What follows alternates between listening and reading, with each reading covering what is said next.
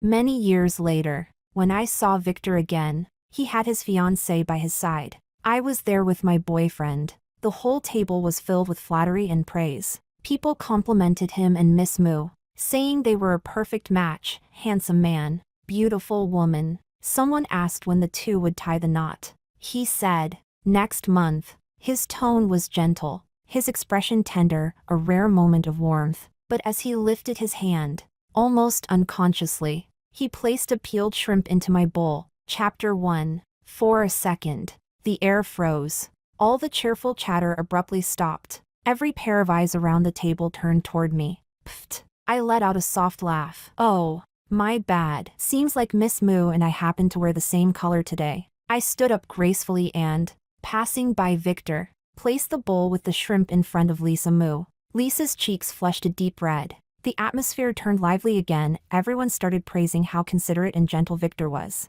Victor didn't speak anymore. I lowered my head and stayed silent. "Sophia, you should eat too," Marco said. He peeled a shrimp and placed it in my bowl. I picked up my chopsticks, just about to lift the shrimp. Victor suddenly let out a quiet scoff. His gaze fell on the top of my head. Silent, dark, just like the day we broke up. Chapter 2. I truly hadn't expected to run into Victor Han here. The Han family's businesses were all overseas. During all the years I was with Victor, he never once returned to China. His Chinese was even a bit clumsy. Mr. Han and Miss Moo are getting married next month?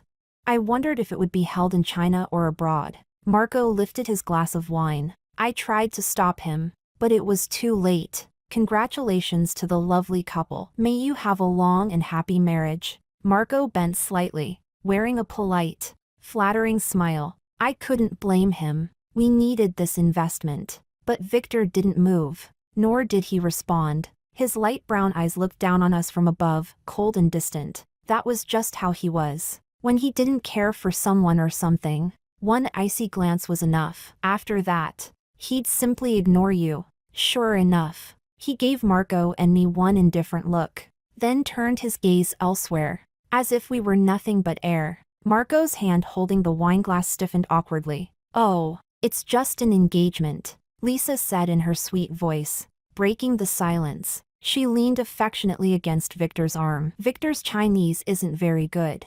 Maybe he didn't quite get what you meant. Don't take it the wrong way." She picked up her own glass and gently clinked it with Marco's. But before Marco could take a sip, Victor spoke. "And when are Miss Sophia and Mr. Marco planning to get married?" His pronunciation was perfect, each word sharp and deliberate, a question laced with mockery. Everyone at the table was shrewd enough to catch the hidden meaning in his tone. Silence fell again. A mix of curious and knowing gazes darted between Victor and me. I dug my nails into my palm, forcing a light, easy smile. "Soon," I said. Victor smiled too. He nodded slightly. "On the 6th of next month, Lisa and I are hosting our engagement party. You two are welcome to attend." Then he stood up crisply and turned to leave. "Wait." Lisa hurried after him. My shoulders relaxed at once. I heard her speaking fluent French. "Are we going home already? Do you know Sophia?" Victor replied. "No, I don't." Chapter 3. You know Mr. Han? On the way back, Marco asked me the same question. I couldn't say no as decisively as Victor Han did. Just as I was trying to think of how to answer, Marco smacked his forehead. "Right. How could you possibly know him? You two aren't even from the same world." I lowered my eyes and smiled. True, even after climbing upward with all my strength for 5 years, there was still an unbridgeable chasm between Victor and me, and even more so for the ugly duckling I used to be, mud-covered, stuck in the swamp. Yet, when I was with him, I didn't realize it. He was such a distant star. Chapter 4. I met Victor in Bordeaux. During the grape harvest season, the summer sun was harsh and burning. After a full day under it, your skin could peel off. But the pay was good. Half a month of grape picking was enough to cover 2 or 3 months of meals. I noticed Victor because he never tanned. While I roasted all day until I looked like a dark little groundhog, he remained a graceful white swan. I was jealous. "Hey, what sunscreen do you use? Share your secret?" I teased. He paused, then asked back, "Are you an exchange student?" His accent was odd. I immediately realized he was a banana person. Yellow on the outside, foreign on the inside. None.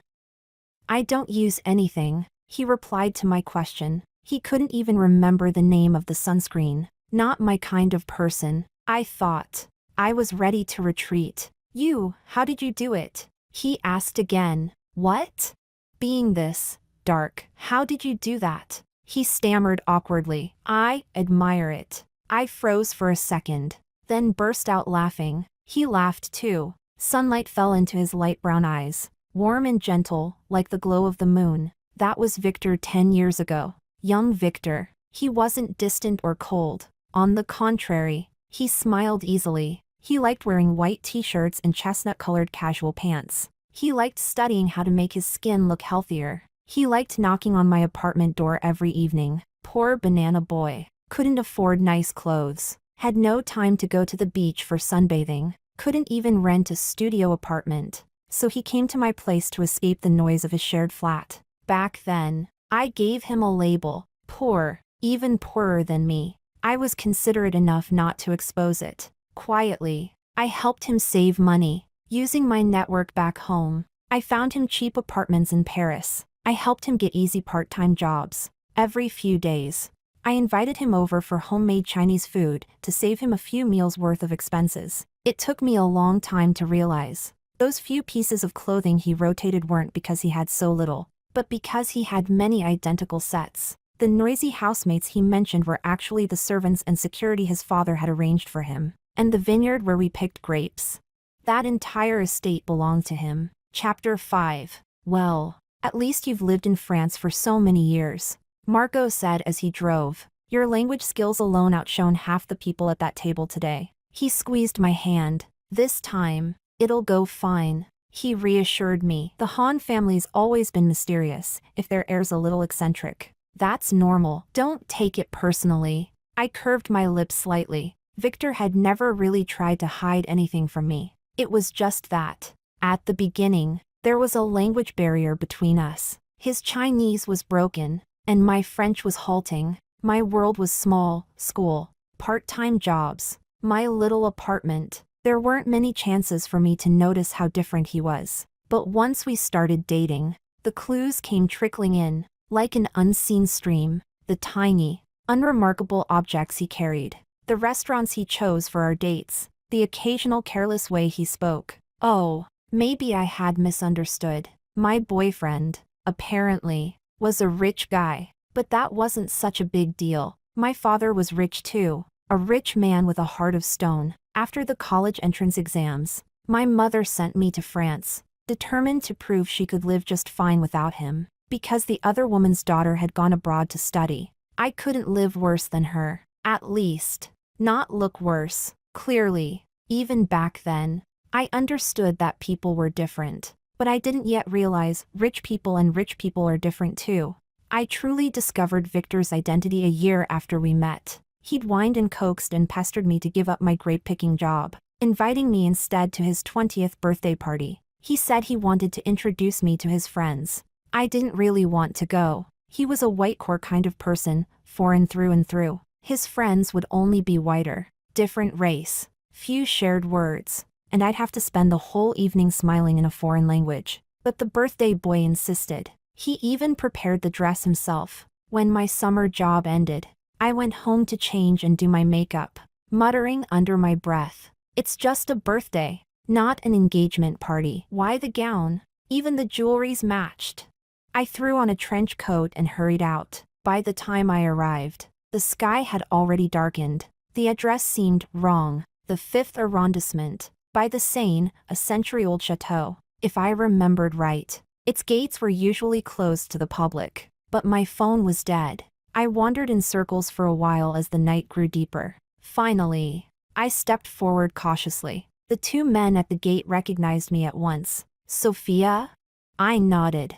The great doors opened, and it felt as if I had stepped into Eden. The air shimmered with perfume and silk, a world of glittering elegance. People turned to look. Some faces I recognized from films, others from political magazines. Instinctively, I took a step back. Then I saw Victor. For the first time, I saw the Victor who appeared before others, sitting lazily on an outdoor sofa, surrounded by people, eyes downcast, glancing impatiently at his watch. But when he looked up and saw me, his eyes lit up instantly. He snapped his fingers, rose to his feet, and his smile bloomed, like a gardenia bursting open on a midsummer night. As he reached me, boom, fireworks blossomed in the sky. He took my hand, bent down, and kissed the back of it. His voice was melodic, like a mermaid whispering a spell. Welcome, my little princess. Chapter 6.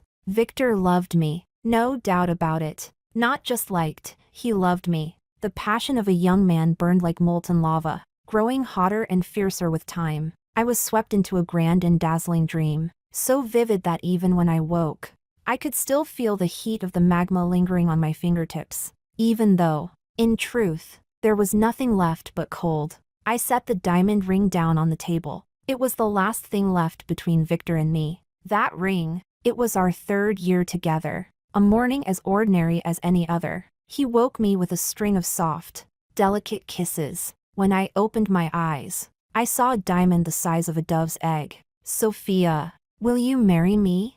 After 3 years together, his Chinese no longer carried a trace of an accent. Kneeling beside the bed, his eyes were so clear they seemed to shine through me. When you graduate, let's get married, okay? I threw my arms around his neck, smiling. Okay. Sigh. I picked up my phone. It didn't take long for the news to spread. Barely half an hour after the dinner party, information that had once been airtight was now flooding the internet. The only daughter of the Mu family to wed mysterious top-tier tycoon. Top-tier tycoon? Do those even still exist?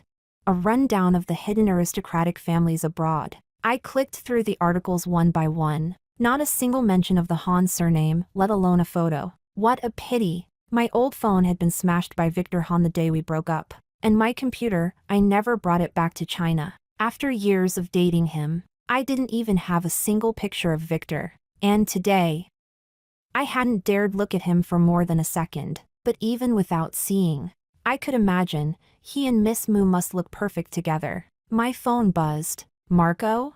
Sophia. Marco was quiet. He had dropped me off downstairs earlier, and I could tell he'd been holding something back. Sophia, he finally said, taking a deep breath. No matter how this deal turns out, let's get married. I paused, then stood and walked to the window. The night outside was heavy and deep. Sorry, he rushed to say. That was impulsive. I shouldn't. Okay, I said softly. Really?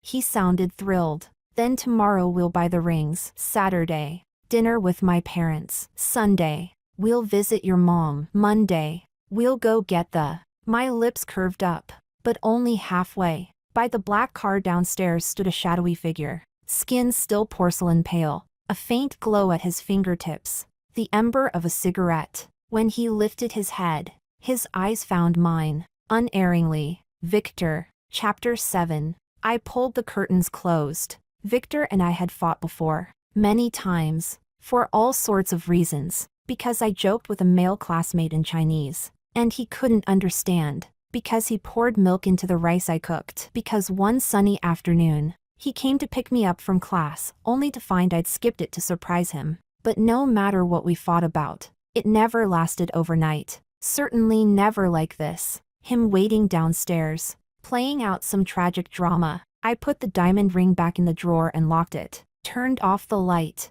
In the end, Marco and I didn't make it to the civil office on Monday. We didn't even make it to dinner with his parents that weekend. Victor's assistant had replied about the project. They were very interested. But the proposal needed revision, and so the company plunged into non-stop overdrive again. As the founders, Marco and I worked day and night along with the rest. I didn't think Victor was using personal feelings for revenge. If he said the project looked promising, it was promising. If he said the proposal needed revision, it did have flaws. It wasn't out of spite for that night I left him waiting. By the time we produced the final version, the one everyone in the company approved unanimously, half a month had passed, and the next day was Victor and Lisa's engagement party. Chapter 8. I hesitated for a long time. wondering whether I should tell Marco about my past with Victor. Marco was a steady man. After breaking up with Victor, I returned home. My very first job was where I met Marco. He worked in tech. I worked in design. We collaborated for 3 years before deciding to start our own company. Unlike the romantic whirlwind with Victor, there was nothing particularly memorable or cinematic between Marco and me. We got together after closing our first big deal, celebrating with too much wine at the victory dinner. On the way home, Marco suddenly said, "We get along pretty well. Want to give it a try?" And honestly, there was no reason not to. I nodded. Our bond deepened later when my mother had a relapse, and the hospital couldn't reach me. They called my company instead, and Marco went in my place. From that day, he knew about my family, my past. Talks of marriage came later. Because of that one line I blurted out at dinner, soon. Before that, we weren't even at the point of discussing marriage. But hearing me say it, he must have taken it as a promise. That same night, he proposed over the phone. Marco had always been careful with love. Steady, cautious, deliberate. Just like the man himself. Forget it. He'd still need to negotiate directly with the Han Corporation for the project. Knowing about my old relationship would only mess with his focus. Victor had probably just returned to China for the engagement party with the Mu family anyway. He'd be gone in a few days. I closed Marco's chat window and opened my contacts. Scrolling down, I found a hand-drawn gardenia flower as the profile picture. The name, in capital letters, XU. That was Victor's WeChat account. Chapter 9. Victor didn't just have a WeChat account, he also had QQ. And even Weibo. Every account had only one contact, me. Oh, and he had a Taobao account too. For a while, he was obsessed with clearing out my shopping cart, ordering everything and having it shipped by air to surprise me. Childish. But then again, he wasn't the only childish one. I never imagined we'd break up. After that birthday party, I began to enter his world. At first, it was just the occasional gathering with a few of his friends. He'd hold my hand the whole time, never letting them pour me a drink or smoke in front of me. He'd introduce me openly, "This is my girlfriend." As his friends all came to know who I was, he began to introduce me to his family. The Han family kept a low profile abroad, but they weren't fading or obscure. Just in Paris alone, there were several branches of relatives, near and distant. Most of the younger generation were women. He never hid his affection even in front of them, pouring me wine, cutting my steak, peeling shrimp for me, caring for me meticulously, tenderly. I still remember one girl staring wide-eyed at me. Her name was Annie, Victor's cousin. When Victor stepped away for a moment, she leaned over like she'd seen a ghost. "Oh my God, how did you do it?" she whispered. Everyone knew I was Victor's favorite. He stayed in Paris for me, lived in a cramped 30-square-meter apartment for me. For me, the once proud, aloof young master turned into a gentle, elegant gentleman. I drowned in that tenderness, year after year. Back then, I didn't realize, even tenderness can be a weapon, a blade of gentleness, every cut fatal. Chapter 10. The first thing to be cut away was my apartment in Paris. It was small, yes, but perfectly located, reasonably priced, and owned by a kind elderly couple I adored. I loved that place. The year Victor graduated, he began taking over his family's business. Traffic in and out of central Paris during rush hour was unbearable, and commuting became inconvenient. So I moved into his villa in the suburbs. Then came the next cut, the part-time jobs. Victor had long been unhappy about how my side jobs ate into our time together. He didn't say much when he saw I insisted. But as he grew busier, I had to make compromises. Otherwise, we'd be living under the same roof without ever seeing each other. And then, what was cut next was something I can only call myself. I started spending Victor's money. My mother had sent me to France, scraping together enough for only the first year's tuition and living expenses. Once I stopped working, I had no income, and there were more and more things that required money. Victor started working, suits, formal events, business dinners. The world he moved in was no longer that of a carefree student. I couldn't keep showing up with ponytails, hoodies, and sneakers. There were also the social obligations with his friends and family. Each expense, on its own, wasn't something I could cover just by saying I don't want your bank card. Of course, no one says it's wrong to spend a boyfriend's money. And besides, those expenses were all for him, in one way or another. When I reported large purchases to him, Victor would often frown and say, "Sophia, what's mine is yours. Why are you treating me like a stranger?" Then he'd kiss me, again and again, until I gave in, breathless and laughing. That subtle discomfort I felt, the one I couldn't quite name, was smoothed over so easily. The truth was, I didn't have time to dwell on it, even without part-time jobs. I was busier than ever. Busy learning languages, busy learning to ride horses, to ski, busy studying luxury brands, independent designers, even the histories and cultures of Europe. Those golden sons and daughters of Europe, born and raised to shine, spoke French, English, German, Spanish, Italian, fluent in 5 languages, effortlessly. I didn't want to be the girl standing awkwardly at a party, lost when someone switched tongues. Didn't want to be the only one who needed Victor to teach me from scratch whenever they went skiing or riding. I wanted to grow closer to his sisters and cousins, at least understand what they were laughing about. I knew, deep down, that this was the distance between Victor and me. But when you're young, you don't always see the cliffs ahead. You just keep climbing, recklessly, desperately. Victor loved me so much, and I liked him too. Liked him very, very much. So why not try? Give it everything. Climb to the treetops. Scale the mountains. Get closer. Closer still. Reach out your hand. Maybe, just maybe, you'll touch the stars. Chapter 11. During that time, Victor clung to me more and more. If he came home and didn't see me, he'd search every floor until he found me. He brought back jewelry from auctions as if they cost nothing at all. And in bed, he'd whisper "I love you" over and over again. Looking back now, I think Victor understood me better than I understood myself. He must have already sensed it then, that one day I'd leave him. So before he went to the US for work, he asked more than once, "Sophia, come with me to America, okay? I've already found a school for you, same major. Or you can change if you want." I didn't notice anything strange. "You're silly." I laughed, wrapping my arms around his neck. "In just half a year, I'll finish my master's. Why would I start over in the US? "Don't worry," I said, kissing him hard. "Once I graduate, I'll come to America to find you." I promised him my future so easily, but what happened later had nothing to do with whether I agreed to go or not. Because sometimes, the girl who keeps climbing toward the stars, burning with all her courage, suddenly stops, looks down, sees herself, and what made her stop was something painfully cliché. Victor's mother. Chapter 12. To be fair, Victor's family were all genuinely kind people. His sisters and cousins were impeccably well-mannered. Never once did they say anything inappropriate in front of me, nor show any hint of disdain. Even Annie, the most outgoing of them all, would only occasionally sigh for no reason and nudge me, saying, "Sophia, you're so sweet. I really like you." Then Victor would tug her by the ear and say, "Go away. That's my spot." So when Victor's mother reached out one day, saying she was coming to Paris on a business trip and wanted to have dinner with me,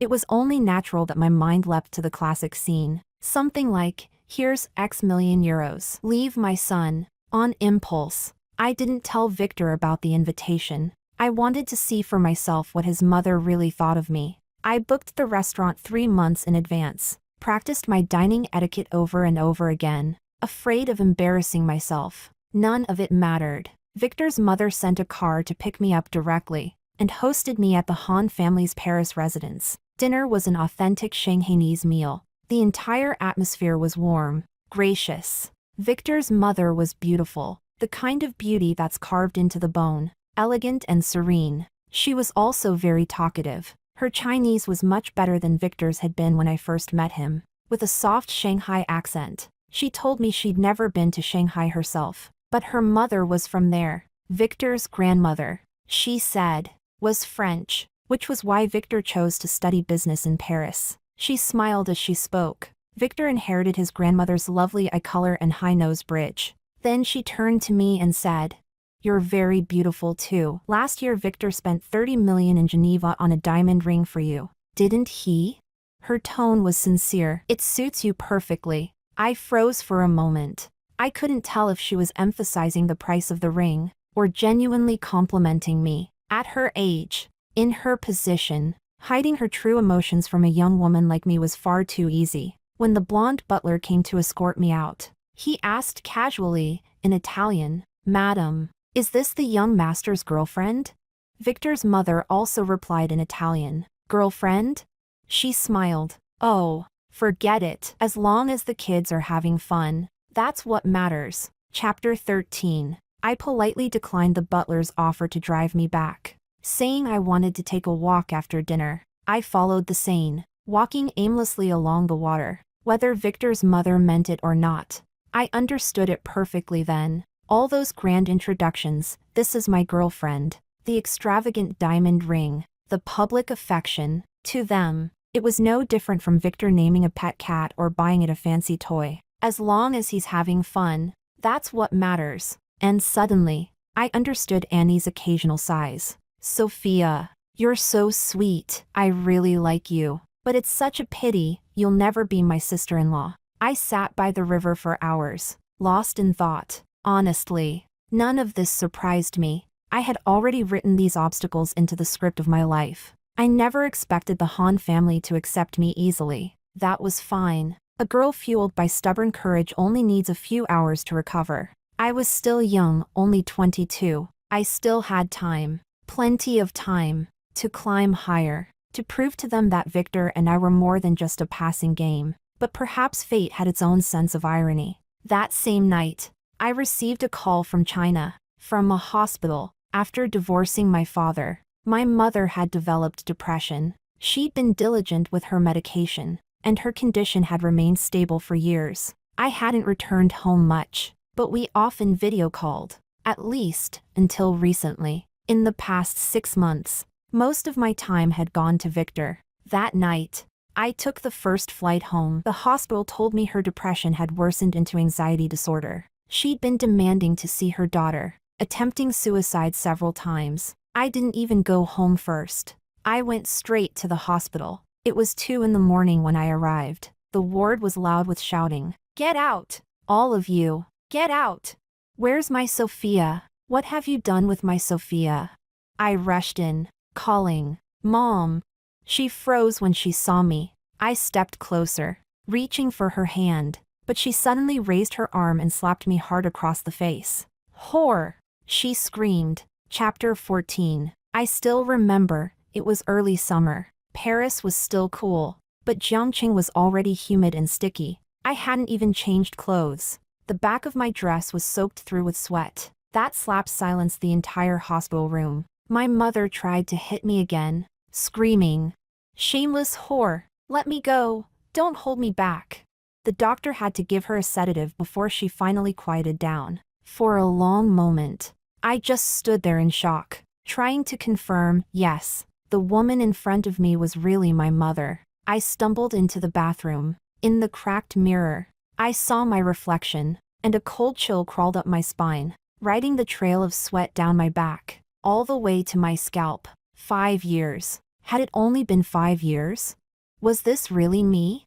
The perfect curls, the polished makeup, the expensive clothes, the handbag worth more than most people's yearly salary. I knew someone like this. The woman my father kept. His mistress. I stumbled back, panic flooding me. My high heel pressed into my own foot, and I fell. My phone hit the tile floor with a sharp crack. Victor's name flashed on the screen. My hands trembled as I hung up. I needed to calm down. Maybe if I just calmed down, everything would make sense again. I sat in the corner of the bathroom, ignoring Victor's incoming messages, mindlessly scrolling through my phone, trying to find somewhere to release the chaos in my head. But all I saw were contacts, friends, and chats, each one connected to Victor in some way. Eventually, I opened my email, and there it was, a message from my thesis advisor. The tone was stern. "Miss Sophia, This is your final warning. If I do not receive your revised thesis by next Wednesday, your submission will be considered a failure. Please take this seriously."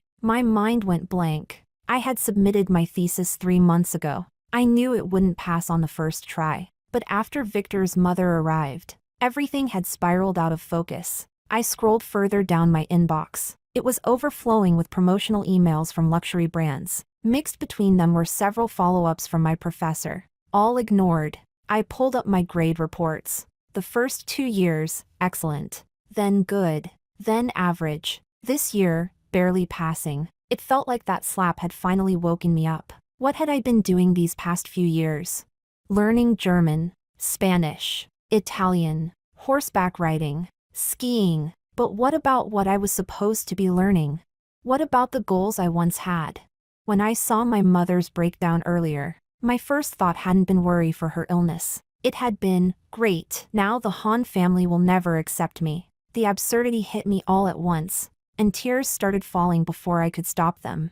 I was still young, only 22, and yet, I had already lost myself. Chapter 15. I broke up with Victor calmly. He flew back from France that very night to confront me. It didn't end well. He had always been an untamed young master, and I was his first love, the one who ended it. In the wreckage of that night, he kept asking me the same question. Was I not good enough? You don't want to go to America? You found someone better? Or were you just playing all along? No, none of that. I didn't know how to explain the storm inside me, the years it had taken to finally find myself again. So I said only this. I was just looking for someone I could work part-time with, eat simple meals with, sit in the sun with. Victor froze. His light brown eyes darkened, staring at me, but he had no more words. He kicked over the small garden table with a crash. Sophia, don't you dare regret this. I stayed silent, pulled my suitcase upright, and left, without looking back. Chapter 16. I never tapped on that little gardenia icon. I logged out of WeChat, pulled back the curtain and looked outside. That was the 15th night Victor had waited for me downstairs. Chapter 17. Early the next morning, Marco and I got ready to attend Victor's engagement banquet. The invitation had been sent to the company, with both our names written on it. We prepared carefully. Before getting out of the car, Marco was still fixing his hair in the rearview mirror. If I mess up later, remind me, he said. He was a tech guy. In the past 2 years, he'd learned to drink and socialize. It hadn't been easy for him. But this kind of occasion? Completely new. It's fine. I unfastened my seatbelt. Nothing will happen. We worked at a small, barely notable company. If Victor hadn't spoken rashly at that dinner, he never would have invited us. The people attending today were all big shots. Who would even bother to notice us? Thanks to all those banquets I'd attended with Victor before, I wasn't nervous at all. I calmly showed the invitation and was led inside. But the scene was different from what I expected. No violins, no champagne tower, no glittering gowns. The huge garden was empty. I glanced up at the sun. The invitation said noon, 12 o'clock. That was correct. This way, miss. This way, sir. They separated Marco and me. Even then, I didn't think much of it. After all, I had made things clear enough. I wouldn't avoid business interactions. But privately, I didn't want any more entanglements with Victor. Victor was no longer the passionate young man from 10 years ago. He had his pride and dignity. He hadn't clung to me 5 years ago. Why would he now? If the banquet were indoors, it wasn't unusual for men and women to sit separately before joining together. But when I followed the assistant-like person into a hall and the door opened, in front of the huge floor-to-ceiling window stood only Victor. Chapter 18. It's really hard to see you, he said. I stepped inside, and the door closed behind me. Victor didn't turn around. His tone carried a hint of mockery. My eyes swept over his back and then dropped to the carpet. I sighed silently. Want something to drink? Victor turned toward the bar. Isn't today your engagement banquet?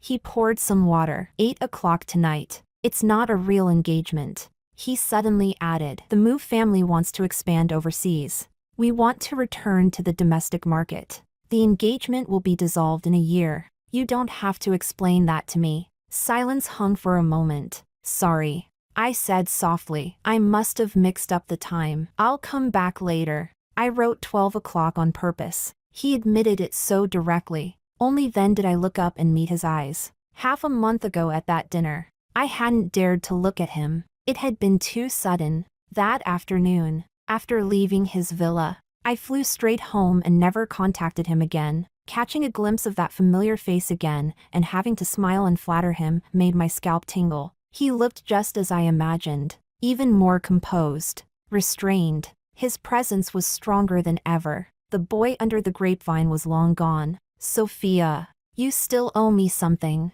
Victor said, finally meeting my gaze. The light brown in his eyes carried a quiet intensity. I turned my eyes away. 5 years. 5 hours, what? Not enough?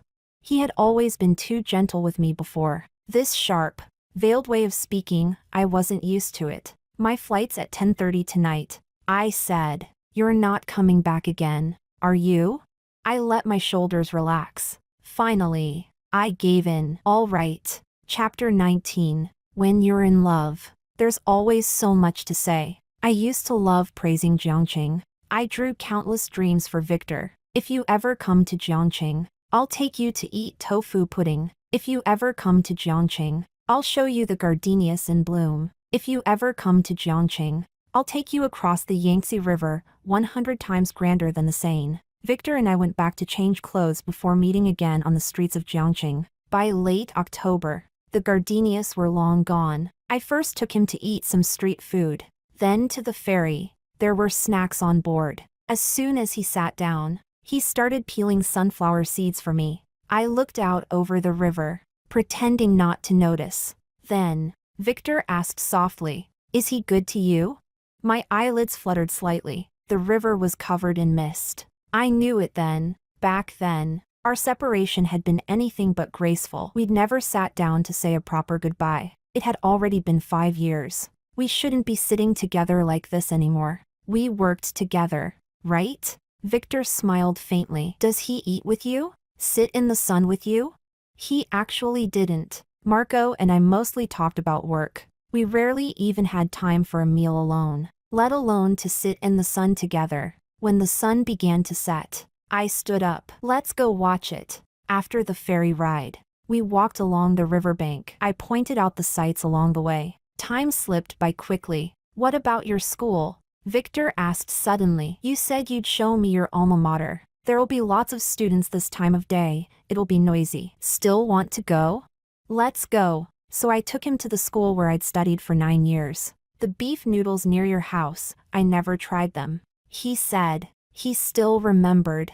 I brought him there. The night view of the Yangtze, I haven't seen it yet. He said. Mr. Han, it's almost 8 o'clock. I reminded him. Do you have to call me that? Victor's voice turned cold. His gaze fixed sharply on my face. I clenched my jaw and turned my head away. Victor lowered his eyes, fell silent for a while. When he finally spoke again, his voice was hoarse. Let's go. He set down his chopsticks. I followed. You should head back to your hotel. I said. I won't go with you. At least walk me to the street? I nodded. The noodle shop was in a residential area. To reach the main road, we had to pass through a few narrow alleys. The night suddenly grew very quiet. There was the whisper of wind, the soft rustle of fallen leaves. I walked 2 steps ahead of Victor, looking down to see his shadow following close behind. He didn't fall behind, not even once. His gaze seemed to wander somewhere unknown. When we reached the end of the alley, he suddenly stopped. I turned back. The streetlight didn't reach into the alley. I stood in the light. He stood in the dark. We're here, I said. He didn't answer. From the shadows, his eyes reflected the moonlight, slowly falling on me. Mr. Han, I reminded him. His gaze shifted slightly. You're not even going to say a proper goodbye? I froze, my hand tightening into a fist. Forget it, this is the last time. I took 2 steps back into the darkness, rose onto my toes. Victor bent down at the same time. His familiar scent enveloped me. Left cheek, then right, a kiss on each side, a polite farewell. But before I could step back or even whisper goodbye, His arm circled around my waist. Sophia. Chapter 20. Sophia. Victor pulled me into his arms, his face buried in my neck. Come back, please? Sophia. Come back to me. I won't go to that engagement banquet, not for even a single minute. He held me tightly, his voice rough and trembling. I regret it. I never should have let you go 5 years ago. Come back. You can live wherever you want, France, America, China, it's all up to you. I came here this time just to find you. Come with me. And then what? I looked up at the moon hanging on the horizon. Then we'll be like before. Impossible. I said it calmly. How could it be impossible? Victor let go, his voice almost desperate. Those 2 years were so hard for you, that was my fault. You don't have to chase after me anymore. You just need to be your canary? I interrupted. There were so many things I had already figured out long ago. Back then, after coming back from the hospital in Paris, even before I broke up with Victor, I had already understood. A family with generations of accumulated power and wealth. How could I ever catch up to that? To reach for the stars was always a joke, because beside the stars, there will only ever be other stars. Victor, for the first time, I asked the question I had buried for years. If I hadn't broken up with you back then, if it had been the year we graduated, would you really have married me? Victor's fingers tightened around mine. His face went pale, as I expected. Even Annie understood this. How could he not? Perhaps from the moment we met, he already knew. He could never marry me. He couldn't marry me, but he could weave me a dream. He used his gentleness, his favoritism, his public displays of affection, his extravagant proposal, to weave a beautiful, dazzling illusion. He made me believe I might actually deserve to be his little princess, the one he would bend down to kiss. If not for that slap in the hospital, I might really have gone to America with him. And then, year after year, I would have turned into the very kind of person I once despised. And now? I asked softly. Even if I said yes, could you really marry me? He was the sole heir of the Han family. Even his engagement had a commercial purpose. If we waited long enough, waited until... I shook my head. No, I don't want that. I wasn't born to be someone's wife. I want to be myself. After all, I said again what I once told him years ago. All I ever wanted was someone who'd eat with me, work with me, sit in the sun with me. Victor's eyes shimmered with tears. He couldn't say another word. Thank you, I said softly, for letting me go back then. I smiled at him, took the diamond ring out of my bag, and placed it in his hand, and finally gave the farewell that was 5 years late. Goodbye, Victor. Chapter 21. I never went to that engagement banquet. I don't know whether Victor did. News in their circle was always tightly sealed. But 3 days later, I received a package. Victor had sent the diamond ring back to me. In the end, our company never collaborated with the Han Corporation. Their representative kindly explained that the Han family's domestic expansion had just begun, and we weren't their top choice. They even recommended a few other potential partners. Marco and I didn't end up together either. That day, I'd been taken to see Victor, while he'd been politely escorted out of the manor. He wasn't stupid, considering Victor's reaction at the dinner that day. He must have guessed something. Adult love is often about weighing pros and cons. Half a month later, he said to me, "Sophia, I think we're better as partners." 6 months after that, when our project finally stabilized, Marco left the company. We remained friends. We'd still have a meal together sometimes, exchange gossip about the industry, that sort of thing. 2 years later, my company faced its first major crisis. I sold that diamond ring. The company came back to life and doubled, then tripled in size. 3 years later,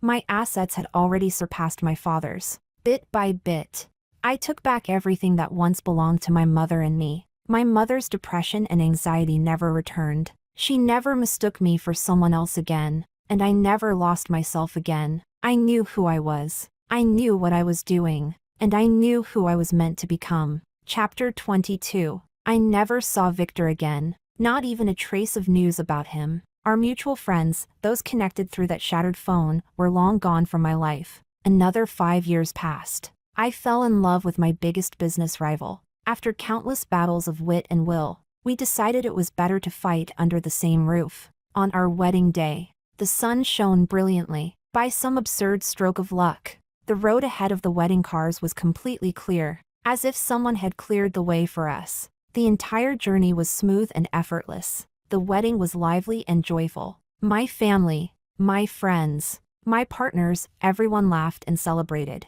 My new husband was so drunk he was on the verge of throwing up. But when I jokingly said, "Fine, hurry up and die so I can inherit everything and remarry," he immediately wiped his mouth and declared, "Raise me up, I can still drink." So noisy. When I finally half dragged him home, we reached the courtyard gate, and there, tied to the iron bars, was a bouquet of gardenias, pure white, fragrant. Naturally, I thought of that old profile picture of gardenias, and of that promise: if you ever come to Jiangqing, I'll show you the gardenias. Why gardenias? Victor? Do you know what you looked like in my eyes? Honey, be serious. What do I look like then? Like a gardenia, elegant and beautiful. Why? Because I always remembered that 20-year-old young master, whose smile bloomed the instant he saw me. Looked exactly like a midsummer gardenia in full bloom. Even if it was only a dream, it had always been a sweet and fragrant one. I picked up the bouquet. Still smells the same. Just like in my memory. My new husband stumbled over, grabbed my hand. "Wife, let's go home. In this life, you always meet two people, one who stays in your heart, and one who stays far away."